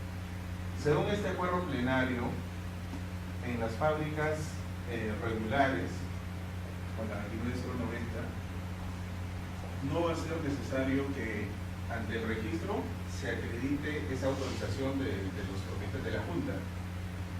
¿Y por qué señalan? Porque entienden que la municipalidad, para otorgar la licencia, ya les ha pedido el acuerdo de la Junta de Propietarios. Por lo tanto, si ya le acreditaron a la municipalidad, no es necesario que se acredite ante el registro. Ese es el criterio. Ahora, la municipalidad podrá verificar efectivamente si ese acuerdo es válido o no es válido, o simplemente tendrá en cuenta la formalidad. Considerará a los propietarios, a los titulares registrales o a los propietarios que están, o simplemente a los poseedores, a quienes figuran en su base de datos como propietarios. Bueno, el tema es que ante el registro, por este acuerdo plenario, ya no es necesario acreditar la autorización para inscribir la fábrica, la ampliación o la modificación. Otro acuerdo plenario es lo que hemos visto, la convocatoria cuando existe acefalía, es decir, el presidente ya venció su mandato, ya no puede realizar, ya no está legitimado para convocar. En ese caso, el 25% de propietarios también puede realizar la convocatoria.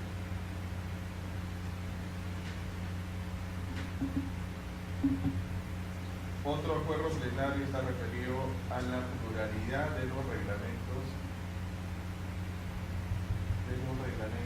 internos.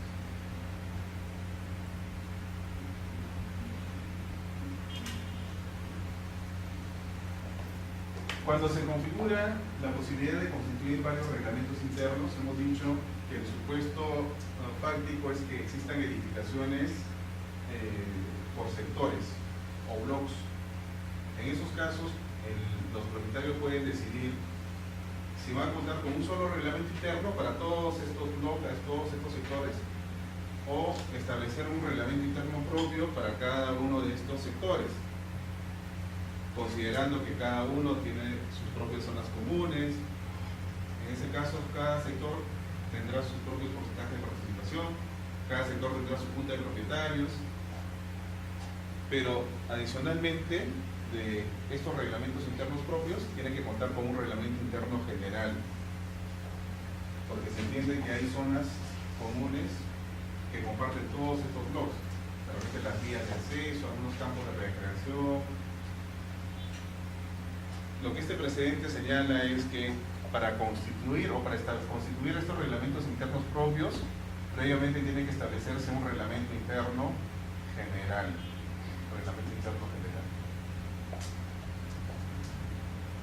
Pero a la inversa sí es posible, es decir, teniendo un reglamento interno general, y en ese reglamento en general se ha establecido que pueden establecerse más adelante sectores que cuenten con su propio reglamento interno, es posible que cuando llegue a edificarse ya determinado sector o bloque, se establezca un reglamento interno propio, porque ya tienen una norma general, ya cuentan con un reglamento interno general. Doctor, o sea, se inscribe el reglamento interno de, por ejemplo, de una torre y a su vez el reglamento interno de un bloque y a la vez el reglamento general. Así es. O sea, la regla general es que cada bloque cuente con su propio reglamento interno y tenga a su vez uno general. Porque como cada uno tiene su junta de propietarios, se necesita también que se regule cómo van a coordinar ellos para efecto de determinar la administración de los bienes comunes generales. Entonces, todas esas reglas van a estar contenidas en el reglamento interno general. Y si posteriormente al final nunca se llega a, no sé, surjan problemas y no se llegó a hacer terminar con la construcción del otro bloque y ya se ha inscrito un reglamento interno general, en ese caso se extingue, o cómo sería. Ya, estamos hablando de la constitución por etapas de los reglamentos internos generales. No, en ese caso tiene que explicarse con anticipación cuál es, por ejemplo, cuál es el porcentaje que le va a corresponder a ese futuro bloque, cuáles van a ser el número de secciones, etcétera, todos esos aspectos. Pero si no llega a existir, va a continuar rigiéndose por este reglamento nada más, el reglamento general y el propio. En la práctica, como hay un solo bloque, ellos son, digamos, ellos van a administrar todo lo referido a sus zonas comunes, pero va a haber otro titular, otro propietario de todas las áreas que no están sometidas a este reglamento interno propio. Entonces, en algún momento este titular va a ver, me imagino que si no se llega a construir, normalmente el tema queda ahí estancado. Podrían acordar extinguirlo, pero lo que pasa es que detrás de eso hay un tema de dominio también. Porque los propietarios de las secciones exclusivas, ellos solamente son propietarios de los bienes comunes de su bloque y de los bienes comunes generales, pero hay otras áreas exclusivas que han sido reservadas para los futuros bloques.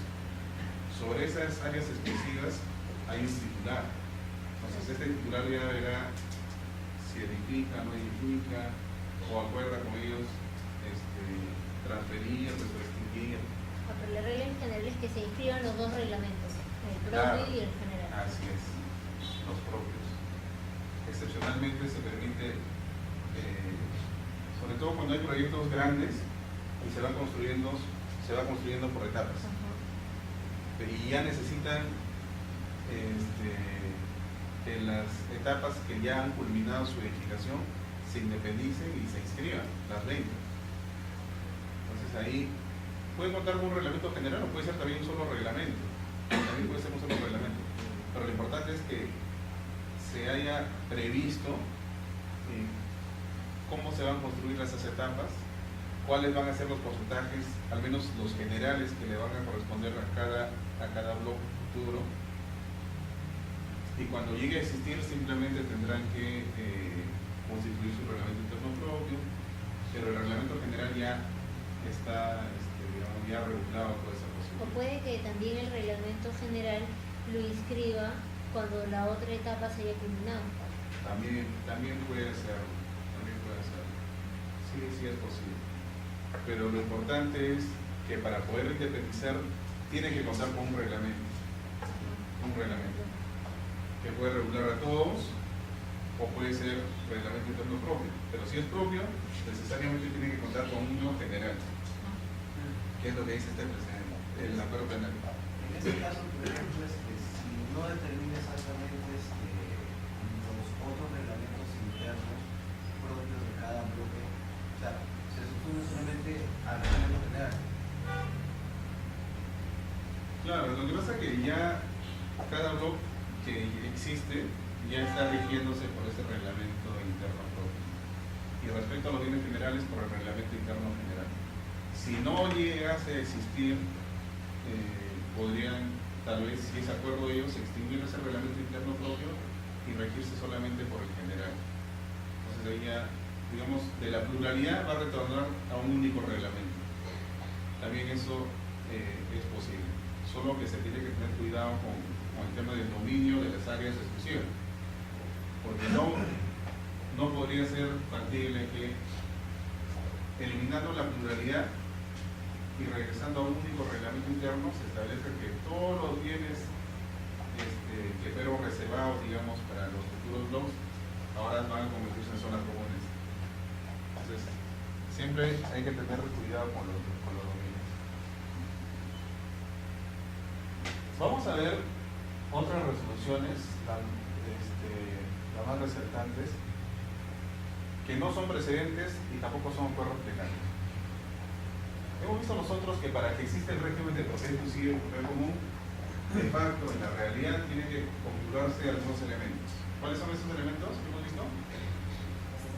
Edificación, áreas comunes, secciones exclusivas y propietarios distintos, ¿no? Cuando en la realidad se presentan esos elementos, estamos ante un régimen de propiedad exclusiva y propiedad común. Precisamente aquí la resolución que citamos señala que el presupuesto principal para establecer la existencia del régimen es que consista en estas unidades, bienes comunes, se entiende una edificación. Otra resolución señala también en otro caso distinto, que fue en materia de apelación, que para que exista el régimen tiene que existir previamente o debe registrarse la fábrica y el reglamento interno. Entonces todos esos actos, si bien son actos distintos, están relacionados y son presupuestos para inscribir. Se debe inscribir la fábrica, el reglamento interno con la junta de propietarios y la independización. En ese momento se configura el régimen. ¿Qué pasaría? A ver, ¿cuáles serían los pasos? Les presento esto porque también van a venir un par de casos en el examen sencillos. Si tenemos a una persona que es propietario de su casita de un solo piso, decide darle en anticipo de legítima a su hija los aires, formaliza mediante una escritura pública, y la hija quiere construir sobre esos aires que son de su propiedad. Va al banco y el banco le exige una garantía. Entonces ella le exige una garantía y ella se le ocurre hipotecar esos aires porque ella es propietaria. Para hipotecar esos aires, para poder inscribir esa hipoteca sobre los aires, ¿qué es lo que se requiere? ¿Cuáles son los pasos? Escritura pública para la hipoteca. Ya, correcto, ya tenemos la hipoteca formalizada en una escritura pública. Pero para poder inscribir presento esta escritura pública del registro.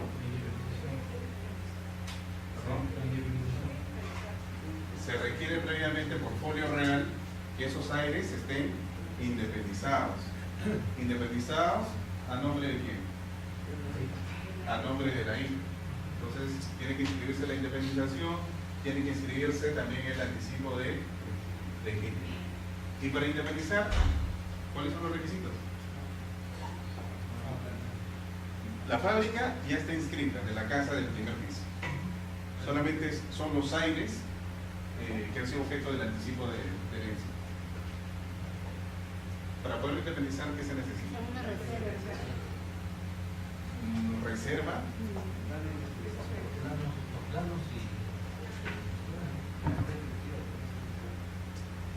Memoria descriptiva.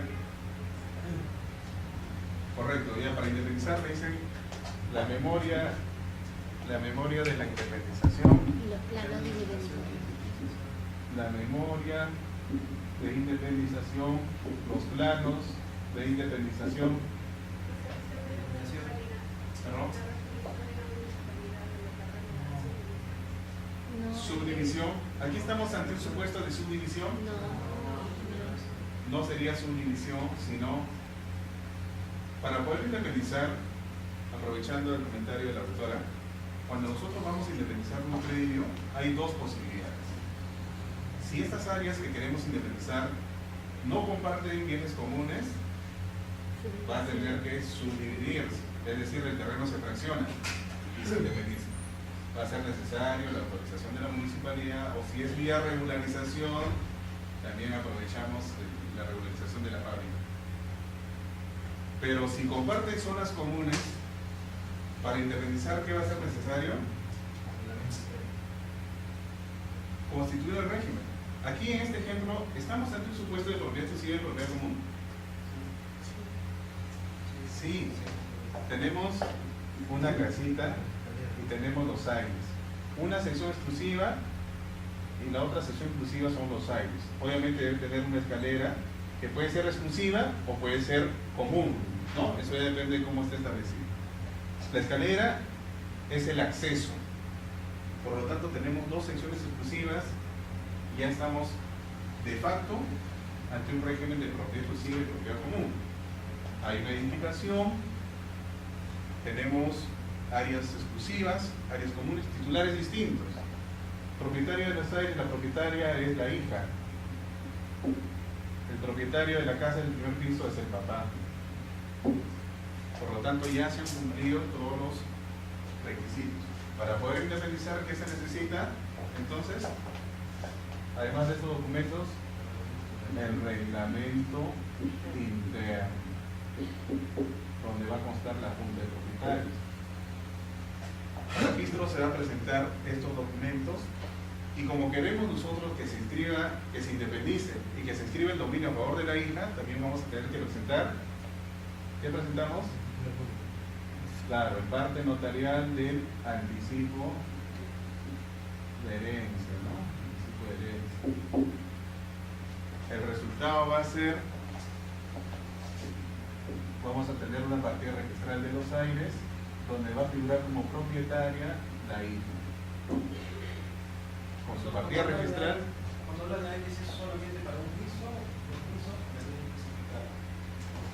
En principio, los aires le permiten a la persona edificar a ese nivel, pero puede establecerse que puede corresponderle más niveles. Doctor, una pregunta, ¿ahí entra lo de la reserva de aire o no? Porque Lo que pasa es que como ya estamos independizando, esto sería una reserva con independización, reserva de aires. Si no independizamos, entonces no es una sección exclusiva. En ese caso no va a configurarse el régimen, porque para que exista el régimen por lo mismo tiene que haber dos secciones. ya, y si Si hubiese sido, por ejemplo, el primer piso, segundo piso, tercer piso. El segundo piso le daba a otra hija, el papá se quedaba con el primer piso y el tema era de estos aires. Estos dos se independizan y esto podría quedar reservado.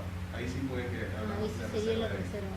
Así En es, el sin momento en independización. el que se haga la... Al constituir el régimen, el reglamento interno se puede señalar.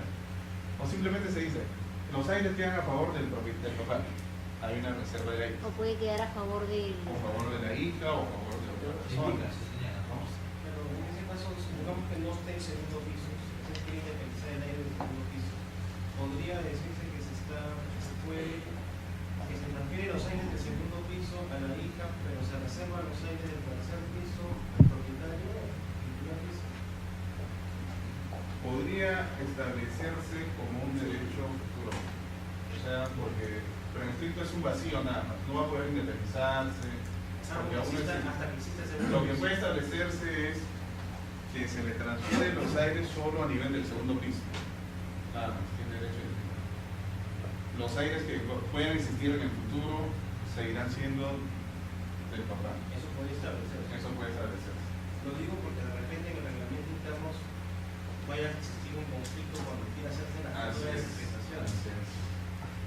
Si no se dice nada, se techa el segundo piso, las soluciones son comunes. Con la presunción de que los aires son comunes.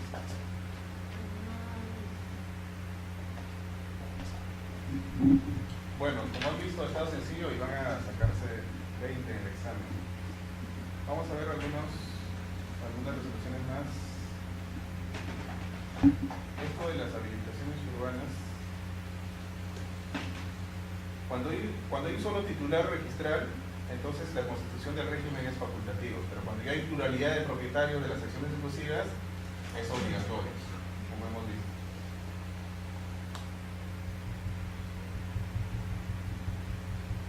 Hay algunas habilitaciones de tipo vacacional o recreacional, donde van a regirse también por la ley 27157. Vamos a ver.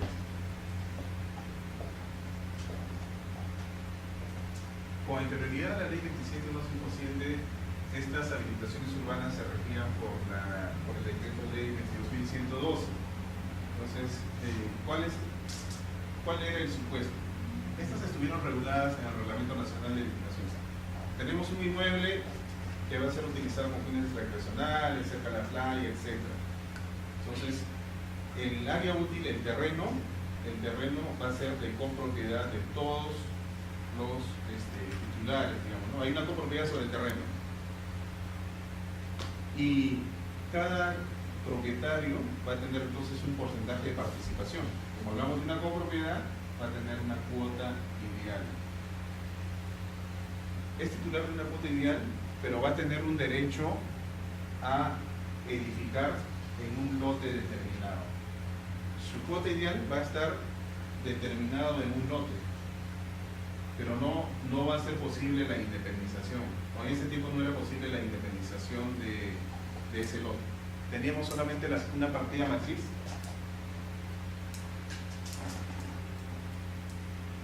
Una partida matriz está dividido por manzanas, lotes.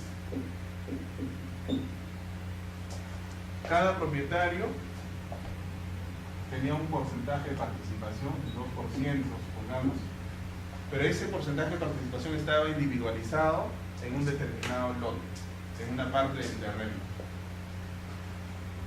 y tenía derecho a edificar, podía construir, y sobre lo edificado sí podía celebrar actos jurídicos, podía venderlos, podía grabarlos, etc.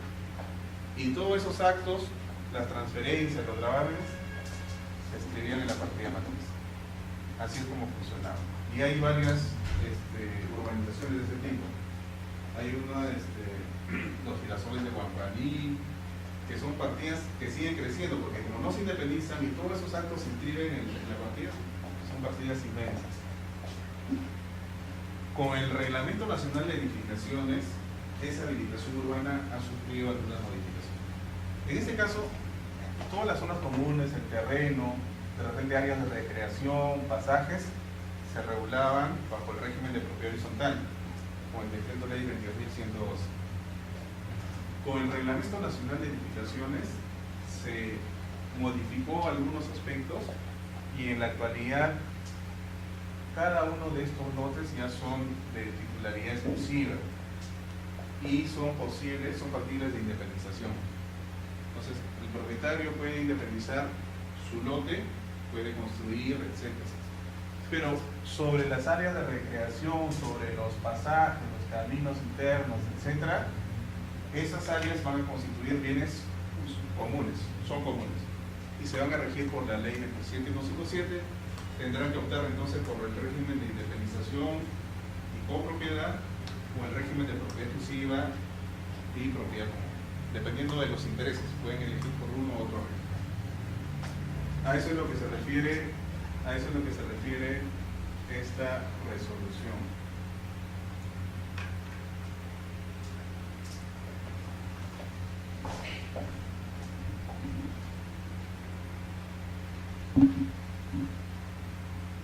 Otro tema que también es frecuente es la naturaleza de la independización. Si es un acto de disposición o es un acto de administración.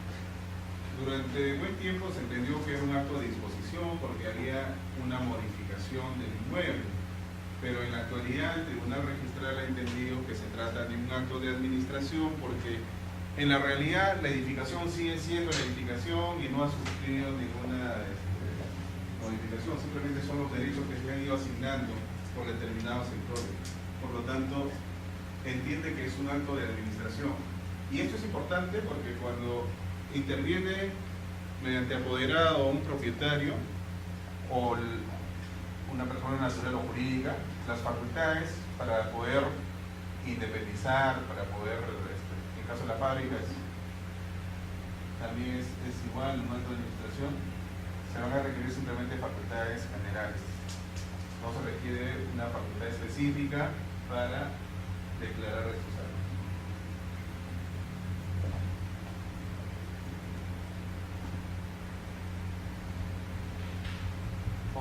Otro tema que también lo habíamos señalado es que cuando se van a independizar siempre tiene que haber concordancia entre los documentos que constan en la fábrica, en los documentos que aparecen en la independización y en el reglamento interno.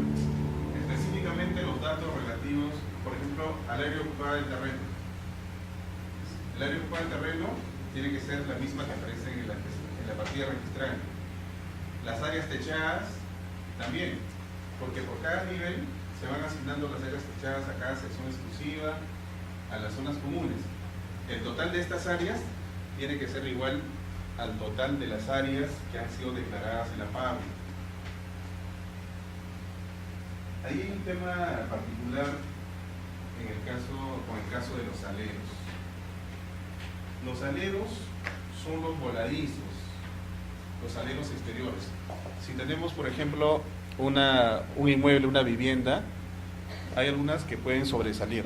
Entonces, este volado constituye el alero. El Reglamento Nacional de Edificaciones permite que en determinados casos un inmueble, que el alero puede salir hasta 50 centímetros.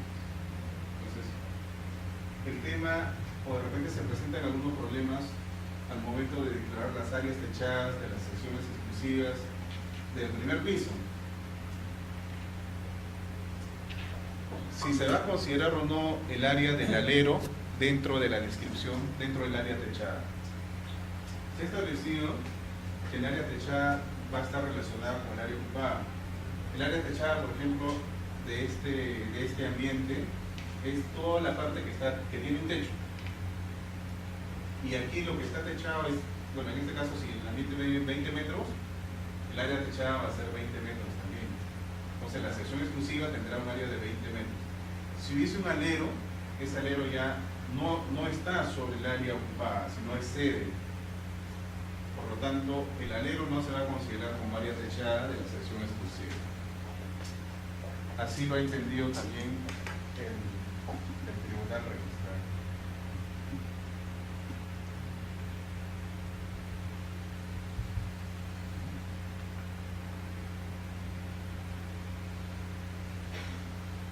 En cuanto a las características del documento técnico del plano, basta un plano perimétrico, es decir, que se grafique el polígono de la sección exclusiva, de las zonas comunes.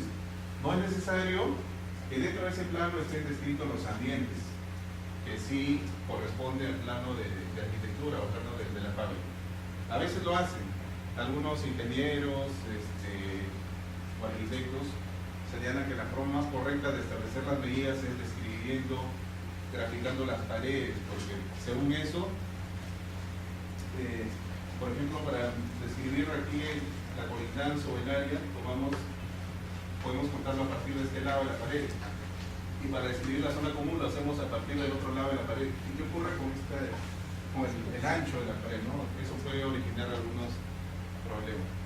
Pero lo que se presenta al registro solamente es el plano perimétrico. A eso se refiere la resolución.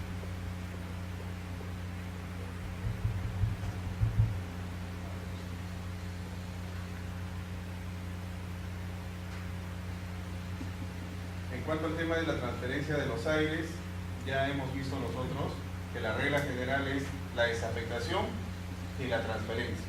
Excepcionalmente puede haber un acuerdo de la Junta, de acuerdo de reconocimiento de dominio preexistente. A eso se refiere la resolución.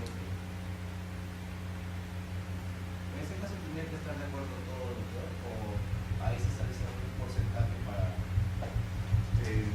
Sí, como habíamos dicho, si en el reglamento interno no se pronunciaron, no hubo una reserva, no se dijo que los aires eran comunes expresamente, se requiere mayoría calificada de 2/3 de los porcentajes de participación. O sea, va a ser necesario el 66.6%. Pero si en el reglamento interno se dijo que eran zonas comunes, también va a ser posible ese reconocimiento preexistente. En ese caso sí se requiere acuerdo unánime. En el caso de que de manera unánime, ¿en qué caso dice? Cuando en el reglamento interno se dijo expresamente que esos aires eran comunes.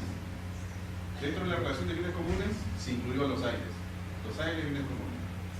Entonces, esta directiva permite también... Lo que se entiende, si no está, se entiende que es propio el aire como... Si no está en el No, si no la señalan expresamente, hay una presunción de común. Claro. Pero si lo han señalado, ya no solo se presume, sino que efectivamente esa ha sido la voluntad de los grupos. Pero en estos dos casos, inclusive, la directiva permite establecer lo contrario, es decir, establecer el reconocimiento de un derecho que ya venía preexistente a favor de otra persona. Y no va a ser considerado como una zona común, sino que en el caso que no señaló nada del reglamento interno, va a haber una mayoría de los 2/3. Pero si el reglamento interno dijo que sí eran comunes, en ese caso se requiere acuerdo unánime de todos.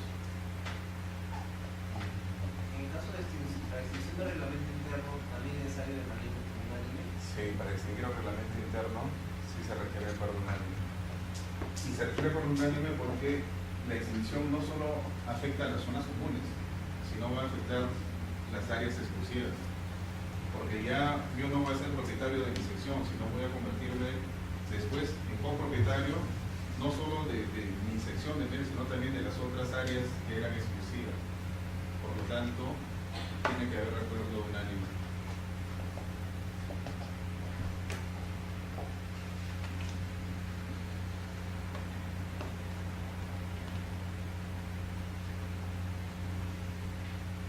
En el tema de la adecuación de los reglamentos internos, como hay reglamentos antiguos, muchas veces no tienen mayor regulación. A veces son 2, 3, 4 líneas dentro de la escritura pública de la indemnización y se dice, se van a regir por la norma tal, ¿no? Por la ley que estuvo vigente en ese momento. Entonces no se han señalado, se han descrito sí las secciones exclusivas, porque en base a eso se han indemnizado, sino no se han fijado los porcentajes de participación. Si no se han fijado los porcentajes de participación y ahora quieren convocar, por ejemplo, para elegir presidente, en ese caso, ¿cómo se podría realizar? ¿Cómo se podría establecer el quórum o el 25% para efecto de convocar a la elección del presidente? El tribunal ha entendido que en esos supuestos se va a presumir la igualdad de las cuotas. Entonces, si hay 20 secciones, se va a entender que cada sección tiene el 5%. Y en base a eso se va a establecer los quórums, la posibilidad de convocarlos, etc. Es una salida que se le da, una salida basado en las normas que regulan la regularización de los reglamentos internos. Hemos visto nosotros que la ley 27257 es una norma de regularización de edificaciones, que su objetivo fue incorporar al registro todo lo que existía en la realidad antes del 21 de julio de 1999. Pero no solo comprende edificaciones, sino también comprende regularización de reglamentos internos, de independizaciones. Entonces, todo aquello que existía antes, de facto, regímenes de propiedad horizontal en ese momento, también pueden ingresar al registro. Y para ingresar ha establecido un procedimiento. En primer lugar, los propietarios, por mayoría simple, o sea, cómputo por número de secciones. Si son 10 secciones, la mayoría va a estar constituida por qué número de secciones. Si son 10, ¿cuántas secciones tienen que estar de acuerdo para regularizar? ¿Cuál sería la mayoría simple? 6. 5 no, 5 sería igualdad, no 5, 5. Si 6 están de acuerdo, ahí estamos con el cómputo se hace por cabeza, se inicia la regularización y pueden ellos establecer el reglamento interno. En esas normas que regulan esta regularización de reglamentos internos, se establece que los porcentajes se establecen en base a la igualdad. Estas normas se están aplicando supletoriamente a los supuestos en que en los reglamentos internos inscritos, si no se señaló los porcentajes, se va a presumir la igualdad. Y en base a eso se puede elegir al presidente, llegar a otros acuerdos.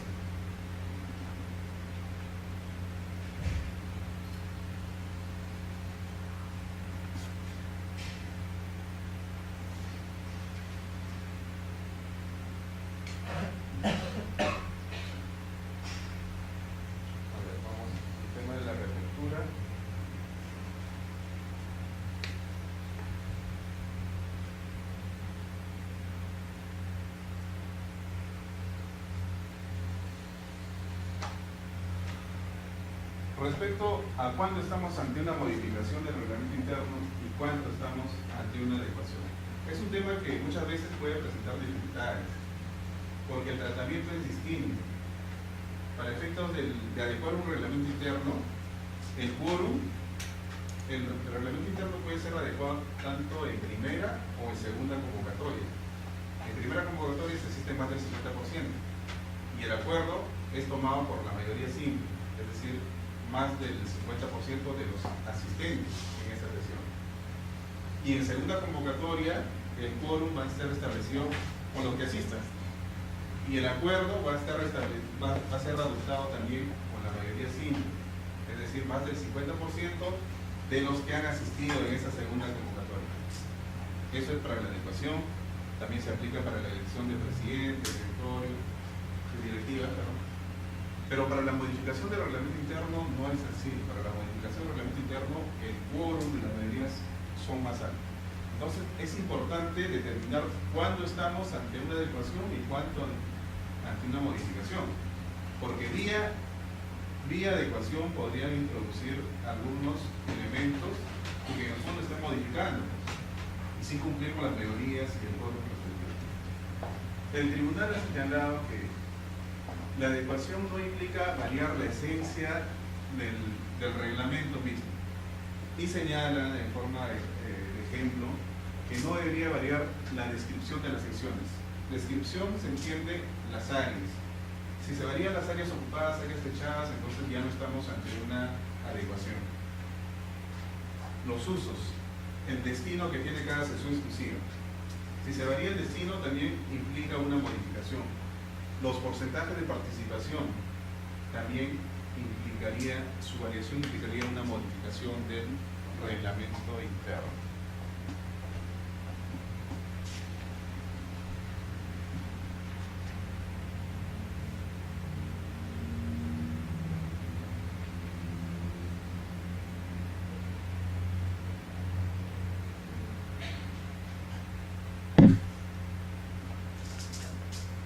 Respecto a la convocatoria de la Junta de Propietarios, en principio, como habíamos dicho, se tiene que regular las normas que están contenidas en el reglamento interno. Y si no están señaladas en el reglamento interno, vamos a regirnos por la 27157. Ojo que esto se aplica aún si el reglamento interno no ha sido adecuado. Si un reglamento no ha sido adecuado y quieren inscribir al presidente, en primer lugar vamos a revisar ese reglamento interno y ver cuáles son las normas específicas sobre convocatoria. Si ha señalado la anticipación, cómo va a ser la notificación, etc., nos vamos a regir por esas normas del reglamento interno.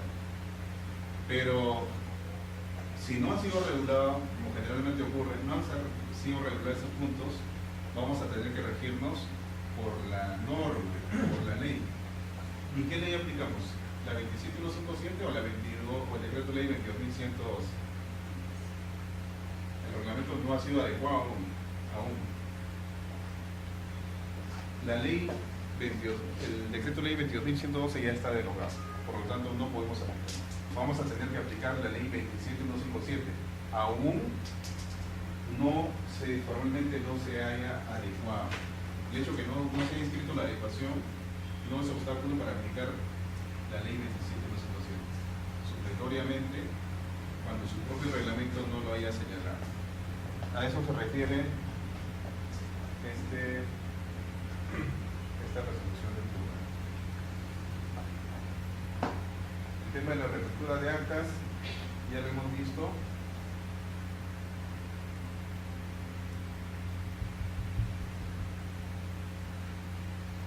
Entonces la reapertura de actas procede cuando hay una omisión o un error material. Bueno, esos son los puntos más saltantes de las resoluciones. Si hubiese alguna pregunta, encantado para responderlo. Si no, ha sido... Sí. Referente a los aires y la azotea. ¿La azotea es sinónimo de aires o cómo es lo que? Sí, es un sinónimo de los aires, porque es la superficie final. Es la superficie final. Salvo que la azotea le estén dando, lo estén considerando como parte de alguna sección exclusiva. Claro, está reservada para una sección. No, si está reservada es como los aires. Y si está independizado, Es una sección más. exclusiva. Así ¿Y es. podría reservarse los aires de la azotea? Podría establecerse. El problema es que como un derecho expectaticio que aún no existe porque no existe simplemente es un vacío. Pero como si nosotros partimos que la propiedad predial comprende el sobresuelo hasta donde le sea útil, podría establecerse, ¿no? Como un acuerdo de voluntades, como una obligación, que más adelante cuando llegue a existir, va a llegar a existir el derecho real. No existe aún en la actualidad, pero digamos hay una obligación que están pactando. Podría establecerse. ¿Ese material lo va a compartir? Sí, se le he dejado, sino que recién hoy en la tarde se les ha enviado y no han tenido tiempo para poder reenviarlos, ¿no? Pero sí se les van a hacer llegar. Bueno, doctores, ha sido un gusto.